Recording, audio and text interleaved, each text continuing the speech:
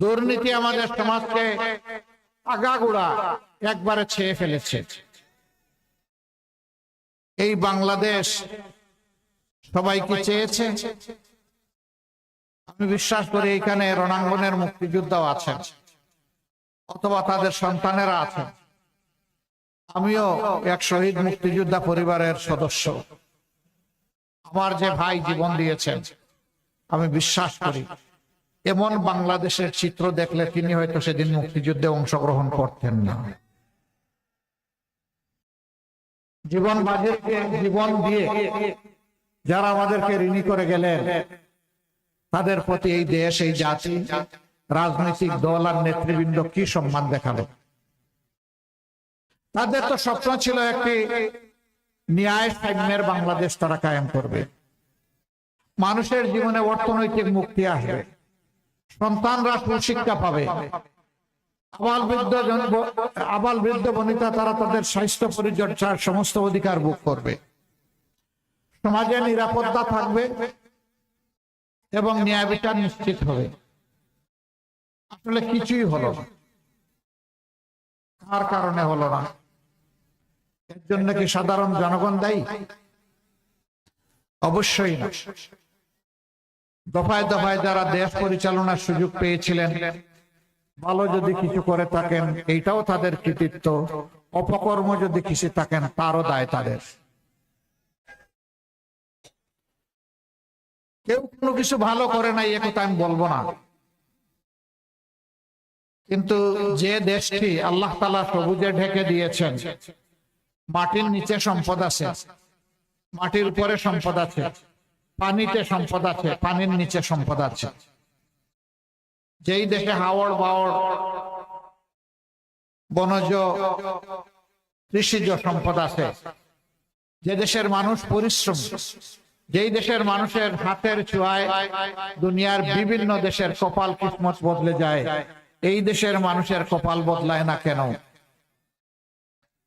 এই না বদলানোর মূল কারণ হলো অসৎ নেতৃত্ব। এরা যখন জনগণের কাছে ভোটের জন্য আসে, তখন এক একজন পীর দরবেশ আউলিয়া হিসাবে আসে। তারা আসে বসন্তের কোকিল হয়ে, বসন্তের সুবাতাস উপভোগ করার জন্য। ইলেকশনের সময় এসে উন্নয়নের একদম গঙ্গা পদ্মা তারপরে সুরমা কুশিয়ারা বয়ে দেয়। কয় নদীর কথা বললাম না, কারণ এটা মাঝে মাঝে রাগ করে। কিন্তু যখন ইলেকশন চলে যায় তখন আর খুঁজে পাওয়া যায় না। একবার এক শান্ত পথিক চৈত্র মাসের দিনে দীর্ঘ মাঠ পাড়ি দিয়ে এসেছে, হাঁপাতে হাঁপাতে এক জনপ্রতিনিধির বাড়িতে উঠেছে। উঠে বলে, স্যার আমার তো পিপাসায় ছাতি ফেটে যায়, আমাকে কিছু পান করতে দেন। তিনি তার কাজের সহযোগীকে বললেন, তাড়াতাড়ি যাও, তার জন্য কিছু পানীয় নিয়ে আস।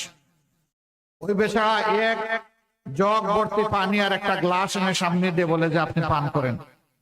এখন সে পান করে না। তিনি জিজ্ঞেস করলেন যে এত সময় আপনি বললেন ছাতি ফেটে যাচ্ছে, এখন পানি সামনে জগ ভর্তি পানি গ্লাস আছে, আপনি পান করছেন না কেন? কই, স্যার এত বড় মাঠ পাড়ি দিয়ে 14 মাসে আসছি এই পানি পান করার জন্য। তাইলে কোন পানি পান করতে আসছেন? ওই যে ইলেকশনের সময় যে আমাকে পান করাইছিলেন, যে পানি ফুস করে উঠেছিল, ওই পানি খাইতে হলে আরো 5 বছর অপেক্ষা করা। বুঝতে পারছেন বিষয়টা? ওই 5 বছরে একবার ফুস করা পানি খাওয়ায়, ফান্টা, স্প্রাইট, এই ধরনের কোক যেগুলো আছে এগুলা খাওয়ায়। ওই সময় বলে যে যার দিকে তাকায় বলে যে আপনারে তো আমার ভাইয়ের মতো লাগে। এরপরে ইলেকশন যখন চলে যায় তখন ভাই তো দূরের কথা, একটু শালারও মর্যাদা দিতে রাজি হয় না। জনগণের সম্পদ তারা যুগ যুগ ধরে লুণ্ঠন করে নিয়ে গেছেন। আপনারা জানেন গত 15.5 বছরে কমপক্ষে 28 লক্ষ কোটি টাকা বাংলাদেশ থেকে বিদেশে পাচার হয়েছে। এই টাকাগুলা কার? 18 কোটি মানুষের। রাস্তায় যিনি ভিক্ষা করেন এই টাকাতে তার অংশ আছে, আজকের জন্ম নেওয়া শিশুর অংশ আছে। রাষ্ট্রীয় আয়ের 3 খাত, একটা হলো ট্যাক্স, বিদেশি অনুদান আর বিদেশি সাহায্য। এই 3টা মিলে রাষ্ট্রের তহবিল গঠন হয়। এই 3টাতে সমস্ত মানুষ শরীক। এরা জনগণের টাকা চুরি করেছে, তারা বড়লোক হয়েছে, দেশে সাহস করে নাই অথবা দেশটাকে পছন্দ হয় নাই, এই জন্য পরিবার শুদ্ধ টাকা শুদ্ধ বিদেশে পাঠাই দিচ্ছে। ইনশাআল্লাহ আমরা দুর্নীতিমুক্ত একটি বাংলাদেশ গড়ার অঙ্গীকার নিয়ে ময়দানে এসেছি। আপনাদের এখানে তো কোনো চাঁদাবাজি তেমন হওয়ার কথা না, এখানেও চাঁদাবাজি হয়। ইনশাআল্লাহ আল্লাহ তাআলা আমাদেরকে সুযোগ দিলে এই দেশ পরিচালনার, আমরা চাঁদাবাজের হাত বন্ধ করে দেব ইনশাআল্লাহ। আর চাঁদাবাজি করার দুঃসাহস কেউ দেখাবে না। ব্যবসায়ীর রাতের ঘুম হারাম হবে না। ফুটপাতের সাধারণ হকারকে চোখের পানি ফেলতে হবে না যে আজকে সারাদিনে কয় টাকা রুজি করবো, শুরুতেই তো তাকে 100 টাকা আমার দিতে হলো। এমনকি রাজধানীর কিছু কিছু জায়গায়, আমি এখানকার কথা বলতে পারবো না, ভিক্ষুক যেখানে বসে ভিক্ষা করতে সেখানে আগে চাঁদা, আগে খাজনা আদায় করে তারপরে বসতে হবে। এরা কোন স্তরের প্রাণী আপনারাই চিন্তা করেন। রাজনীতি আমাদের পেশা নয়, রাজনীতিকে আমরা কর্তব্য হিসাবে নিয়েছি। রাজনীতিতে যারা পেশা হিসাবে নিয়েছে, দুর্নীতি, চাঁদাবাজি, মামলাবাজি, লুণ্ঠন এগুলা তারা করে। এতটুকুই শেষ না, এরা আমাদের মা বোনদের ইজ্জতটা পর্যন্ত রাখতে দেয় না। এই নির্বাচনের সময় মানুষ কত সতর্ক হয়ে কথা বলে, কিন্তু কিছু কিছু রাজনৈতিক ভাই বন্ধু তারা কিভাবে বলে যে যদি বোরকা পরে তা কোনো মেয়ে লোক আসে, যদি নেকাব করে আসে, যদি হেজাব করে আসে খুলে ফেলবা। বলতে বলতে বলছে পুরা কাপড় খুলে ফেলবা। এরা কি কোনো মায়ের গর্ভ থেকে দুনিয়া আসে নাই? যদি এসে থাকে বলবো প্লিজ মার জাতিকে সম্মান করতে শিখুন। আগে আপনার আপন মাকে সম্মান করুন। যদি আপনার মাকে সম্মান করার শিক্ষা আপনি পেয়ে থাকেন, এই দেশের 9 কোটি মাকে আপনি সম্মান করতে পারবেন। নিজের মাকেই যদি সম্মান করার শিক্ষা না পেয়ে থাকেন, দুর্ভাগ্য আপনার। ভাই বন্ধুদেরকে বলবো প্লিজ এই অপকর্ম থেকে বিরত থাকুন। যদি আপনারা বিরত না থাকেন, ভয়ভীতি প্রদর্শন করেন, গায়ে হাত তোলেন, কাপড় দিয়ে টান দেন, আমরা বলে দিচ্ছি অনেক সহ্য করেছি, অনেক হয়ে গেছে, প্রয়োজনে জীবন দিব, কিন্তু মায়ের ইজ্জত কাউকে কেড়ে নিতে আর দেয়া হবে না ইনশাআল্লাহ। যদি বাংলাদেশের কোথাও কোনো দুর্বৃত্ত এই অপকর্ম করে, আমি আপনাদেরকে আহ্বান জানাবো ওকে আপনারা সমুচিত শিক্ষা দেবেন, এরপরে পুলিশের হাতে তুলে দিবেন। এর জন্য কেউ যদি আপনাদের বিরুদ্ধে মামলা করতে চায়, বলবেন মামলা আমার বিরুদ্ধে করার জন্য। আমরা আশা করব যারাই অপরাধ করেছেন তারা অনুতপ্ত হয়ে জাতির কাছে, মার জাতির কাছে, 8-9 কোটি মা বোনের কাছে তারা ক্ষমা চাইবেন। সম্মানিত ভাইরা, আমাদের অঙ্গীকার খুবই স্পষ্ট। আমরা ন্যায় বিচার সমাজে কায়েম করার পক্ষে। আল্লাহর হুকুমের কথা বলেছেন হযরতুল আল্লাম আমাদের বানিয়াচং আজমিরগঞ্জের, যিনি ইনশাআল্লাহ সংসদ সদস্য পদ প্রার্থী, আব্দুল বাসিত আজাদ সাহেব। আমরা সেই আদল এবং ইহসান সমাজে কায়েম করতে চাই। একজন সাধারণ মানুষ অপরাধ করলে যে আইনে তার বিচার হয়ে শাস্তি হবে, রাষ্ট্রের রাষ্ট্রপতি, প্রধানমন্ত্রী, মন্ত্রী পরিষদের সদস্য তারাও যদি সেই অপরাধ করেন, ইনশাআল্লাহ আইন এবং বিচার কাউকে ছাড় দিয়ে কথা বলবে না। আইন সকলের জন্য সমান হবে, বিচার আর টাকার বিনিময়ে বিক্রি হবে না ইনশাআল্লাহ। গরিবের অসহায় মানুষের কোনো বিচার নেই। বিচার সবসময় প্রভাবশালীর পক্ষে। এই বিচার ইনশাআল্লাহ আল্লাহ আমাদেরকে সুযোগ দিলে আমরা অচল করে দিব। এই বিচার আর চলবে না। ওই বাংলাদেশ আর দেখতে চাই না, যেই বাংলাদেশে আমার মা বোন জায়া কন্যা কারো কোনো জীবন এবং ইজ্জতের নিরাপত্তা নাই। এই বাংলাদেশ দেখতে চাই না। এই বাংলাদেশও দেখতে চাই না যেই বাংলাদেশের চাঁদার জ্বালায় সমস্ত মানুষ অতিষ্ঠ। ওই বাংলাদেশও দেখতে চাই না নিরীহ মানুষের বিরুদ্ধে মিথ্যা মামলা দিয়ে তাদেরকে আদালতে হাজির করে হেনস্থা করা হয়, তাদের উপর পৈশাচিক নির্যাতন করা হয়। সেই বাংলাদেশও দেখতে চাই না। ওই বাংলাদেশও দেখতে চাই না যারা নির্বাচিত প্রতিনিধি হবেন তারাই চরিত্র হারিয়ে লুণ্ঠনকারী হয়ে যাবেন। সেই বাংলাদেশ দেখতে চাই না। আমাদের অঙ্গীকার স্পষ্ট। আমাদের যারা নির্বাচিত হবেন আল্লাহ তাআলার মেহেরবানিতে এবং আপনাদের দোয়া ভালোবাসা বুঝে তারা প্রতি বছর একবার জনগণের সামনে তাদের আয় ব্যয়ের হিসাব প্রকাশ করতে বাধ্য হবেন। শুধু নির্বাচিত প্রতিনিধি নন, তার পরিবারের প্রত্যেক সদস্যের আয় ব্যয়ের হিসাব দিতে হবে। তিনি জনগণের সম্পদে হাত দিয়েছেন কিনা তা জানার অধিকার এই জনগণের অবশ্যই আছে। আমরা ইতিমধ্যে ঘোষণা করেছি আমরা কিছু বিষয় আছে এইগুলা বৈধ হলে ওই সুযোগগুলা রাষ্ট্রের পক্ষ থেকে আমরা নেব না। কোন প্লট অত্যন্ত স্বল্প মূল্যে যেটা এমপি মন্ত্রীদেরকে দেওয়া হয় সেই প্লট আমরা নেব না। আমরা বলেছি বিনা ট্যাক্সের গাড়ি আমরা কিনবো না। তৌফিক তাকে ট্যাক্স দিয়ে গাড়ি কিনবো, না তাকে রিক্সা চলবো, এটাও যদি না তাকে পায়ে হাঁটবো। কিন্তু জনগণের তহবিলের অপব্যবহার করব না। এরকম আরো কিছু বিষয় আছে যেগুলা বাদ দিয়ে চলা যায়। সাধারণ জনগণ যেভাবে চলে আমরা ইনশাল্লাহ সেইভাবে চলবো।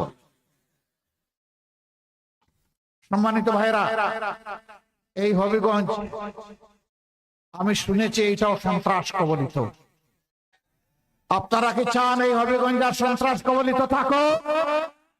যদি না চান তাইলে 12 তারিখ আপনারা সিদ্ধান্ত জানাবেন ইনশাআল্লাহ। যারা সন্ত্রাসের বিরুদ্ধে দাঁড়াবে তারা ন্যায় ইনসাফের পক্ষে ভোট দিবে, আর যারা সন্ত্রাসকে লালন করবে তারা অন্যদিকে ভোট দিবে। এই হবিগঞ্জ আলহামদুলিল্লাহ আল্লাহর অপূর্ব নিয়ামতে ভরপুর। এখানে হাওড় বাওড় বিল বাদর নদী নালা মৎস্য সম্পদ প্রচুর। এখানে খনিজ সম্পদ আছে, এখানে বনজ সম্পদ আছে, এখানে চা বাগান আছে, এখানে বাংলাদেশে যা দরকার সব কিছু আছে। কিন্তু হবিগঞ্জে যদি কেউ চলাফেরা করে বিবেক দিয়ে বলবে এটি আমার বাংলাদেশ নয়। সৎমায়ের সন্তানের মতো আচরণ করা হয়েছে যুগ যুগ ধরে। এই ধারা আমরা পাল্টে দিতে চাই ইনশাআল্লাহ। আমাদের অঙ্গীকার, যে এলাকাকে যত বেশি বঞ্চিত করা হয়েছে আল্লাহ তাআলা আমাদেরকে দেশ পরিচালনার সুযোগ দিলে ওই এলাকা থেকেই সর্বপ্রথম আমরা উন্নয়নের কাজ শুরু করব। আমরা কারো উপর বেইনসাফি করব না। যার যেটা পাওনা তার ঘরে সেটা পৌঁছে দেওয়ার চেষ্টা করা হবে। এই টাকা আমরা যদি সরকারে যাই এটা আমাদের বাপ দাদার টাকা নয়। এই টাকা 18 কোটি মানুষের টাকা।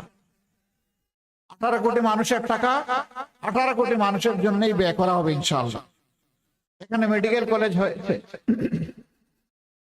এখনো পূর্ণাঙ্গ হাসপাতাল হয়নি, নিজস্ব ক্যাম্পাস গড়ে উঠেনি, দাঁড় করা ক্যাম্পাসে চলছে। দিন তো অনেক চলে গেল, বছরও অনেক চলে গেল।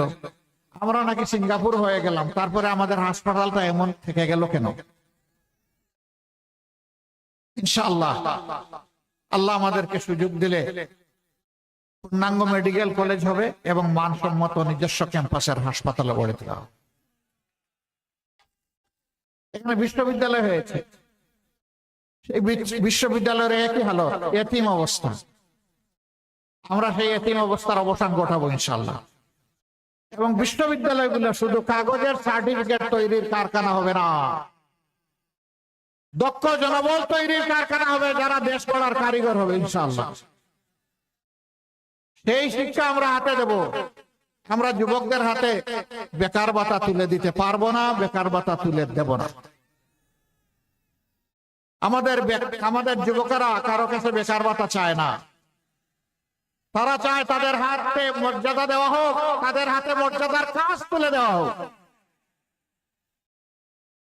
আমরা আমাদের জনবলকে নিয়ে আমাদের যে পরিকল্পনা, ইনশাআল্লাহ আমরা গ্রামকেও শিল্প বানাবো ইনশাআল্লাহ। বলবেন যে আপনারা কি কলকারখানা চালু করে দিবেন? হ্যাঁ দিব, কিন্তু সেই কলকারখানা হবে কৃষি ভিত্তিক কলকারখানা ইনশাআল্লাহ।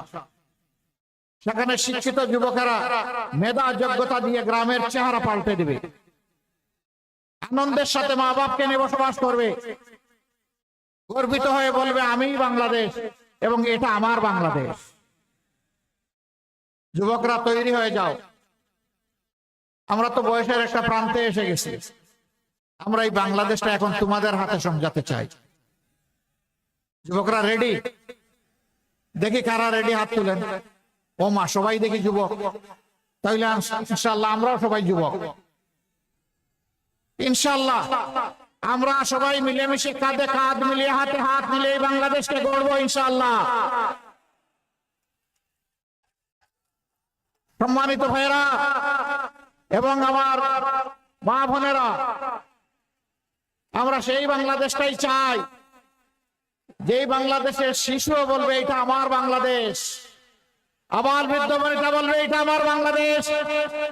চা বাগানের আমার শ্রমিক ভাই বোনেরা যারা আছে, যারা অত্যন্ত মানবতার জীবনযাপন করে, সন্তানেরা তাকে শিক্ষা এবং স্বাস্থ্যের সেবা থেকে বঞ্চিত, যুগ যুগ ধরে একই পেশায় পড়ে আছে হাড্ডিসার মানুষগুলো, আমরা চা বাগানেরও আধুনিকায়ন করব, প্রযুক্তি সমৃদ্ধ করব, সেই মানুষগুলোরও জীবন মানে পরিবর্তন আনবো ইনশাআল্লাহ। তাদের একটা সন্তানও শিক্ষার আলো থেকে বঞ্চিত হবে না। আমরা বারবার বলে আসছি, এই দেশে বংশানুক্রমে আমরা দেখতেছি রাজার ছেলে রাজা হয়, রানীর ছেলে রানী হয়। আমরা সে দ্বারা পাল্টে দিতে চাই।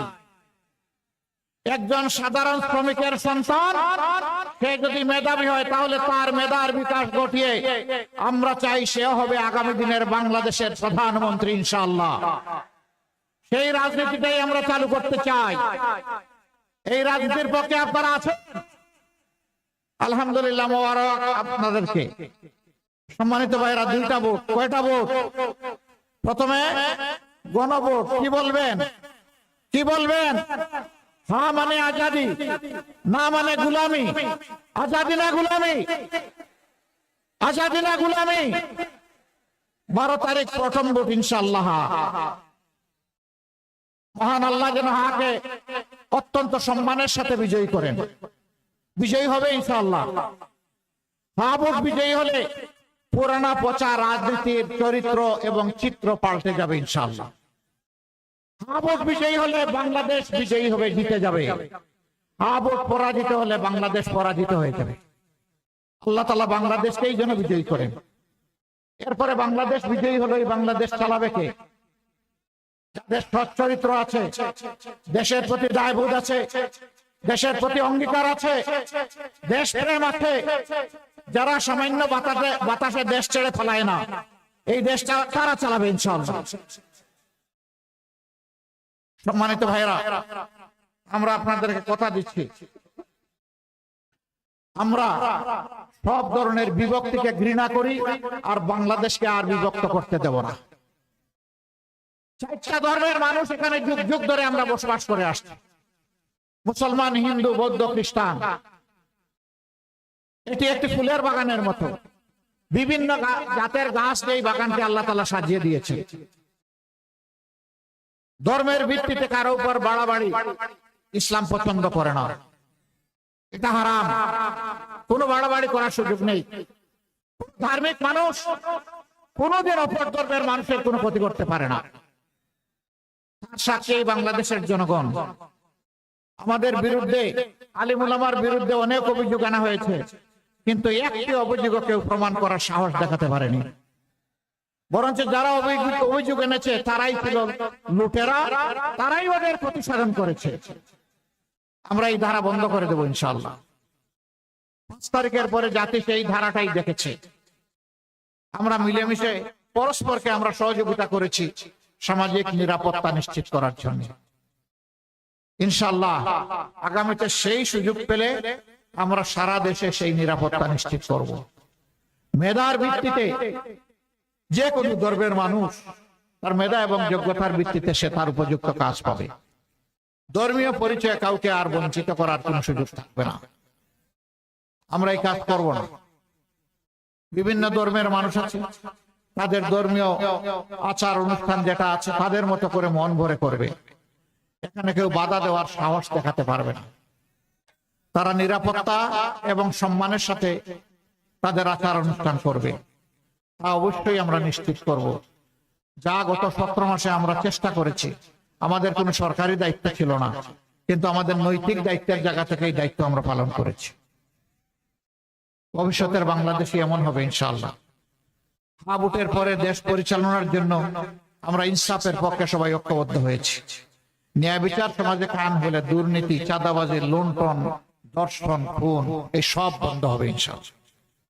এই জন্য ন্যায় বিচারের প্রতীক শুধু দাঁড়িপাল্লা না, এবার 11 দলের যেখানে যে প্রতীক সেইটাই ন্যায় বিচারের প্রতীক। এই হবিগঞ্জ জেলার 4টি আসন, 1টি আসনে দাঁড়িপাল্লা, 2টি আসনে দেয়ালগড়ি, 1টি আসনে রিক্সা। যেখানে রিক্সা আমরা সবাই রিক্সা, যেখানে দেয়ালগড়ি সবাই আমরা দেয়ালগড়ি, যেখানে পাল্লা আমরা সবাই সেখানে দাঁড়িপাল্লা। আমি এখন অনুরোধ জানাবো, এক এক করে হবিগঞ্জ 1 থেকে আমরা শুরু করবো ইনশাআল্লাহ। হবিগঞ্জ 1-এ 11 দলীয় নির্বাচনী ঐক্য, যেটাকে আমরা বলছি ঐক্যবদ্ধ বাংলাদেশ, এর পক্ষে যাকে আমরা মনোনীত করেছি, তার নামটা বলুন। উনি বাংলাদেশ খেলাফত মজলিসের একজন নেতা, একজন দায়িত্বশীল, জনাব মুফতি সিরাজুল ইসলাম মিরপুরি। তার হাতে আমরা বাংলাদেশের সবচেয়ে পপুলার, সবচেয়ে জনপ্রিয় গণপরিবহন রিক্সা তুলে দিই। যত সংখ্যায় বাংলাদেশে রিক্সা আছে আর কোন পরিবহনের এত সংখ্যা নাই। তার মানে এটা হচ্ছে সাধারণ জনগণের পরিবহন। ইনশাআল্লাহ আমরা দোয়া করি রিক্সা সম্মানের সাথে বিজয়ী হয়ে আসুক। প্রত্যেকটা সিট এবং প্রত্যেকটা ভোট 12 তারিখ গুরুত্বপূর্ণ। সেই আসনে আমরা দোয়া করি এই ভাই যেন নির্বাচিত হয়ে আসেন। তারপরে হবিগঞ্জ 2,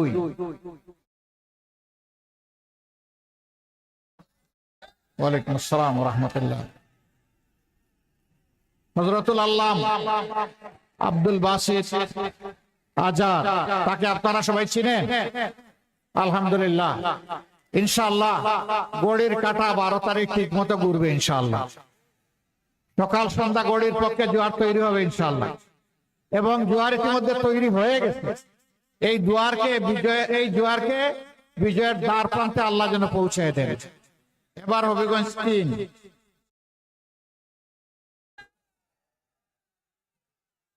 মাশাআল্লাহ মহসিন আলী, মাশাআল্লাহ।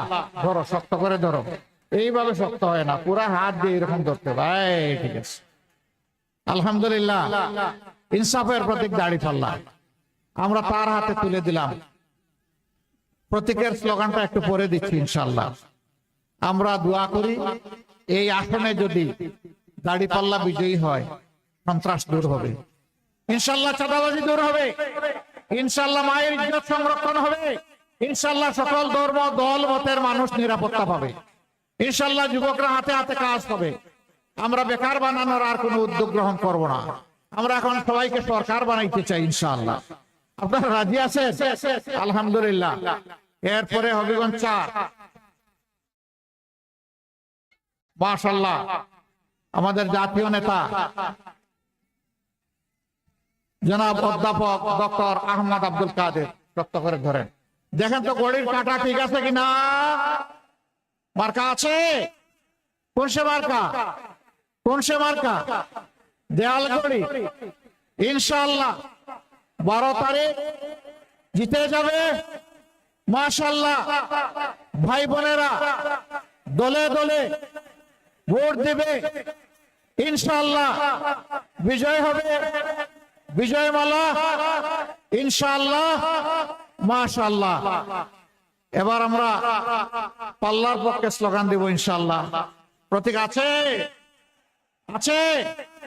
কোন সে প্রতীক? আস্তে করে, আরে জুড়ে হয়ে গেছে, আরো জুড়ে, জুড়ে সুরে। 12 তারিখ সকাল সন্ধ্যা মা বোনেরা, ভাই বাপেরা দলে দলে ইনশাআল্লাহ বিজয় হবে, মাশাআল্লাহ। এরপরে রিক্সা, আমরা আগেই বলেছি এটা হলো সবচেয়ে পপুলার জনপ্রিয় গণপরিবহন। এই রিক্সার বিজয় আল্লাহ তাআলা দান করুন, আমরা দোয়া করি। প্রতীক আছে? কোন সে প্রতীক? আরো জোরে ইনশাআল্লাহ। 12 তারিখ জিতে যাবে, মাশাআল্লাহ, ইনশাআল্লাহ বিজয়মালা। জাযাকুমুল্লাহু খায়রা। সম্মানিত ভাইরা, আমরা তাহলে আপনাদের কাছে 4টা আসনে সহযোগিতা চাইলাম। শেষ কথা, 4টা আসন ইনসাফের হাতে আপনারা তুলে দেন, ঐক্যবদ্ধ বাংলাদেশের হাতে তুলে দেন।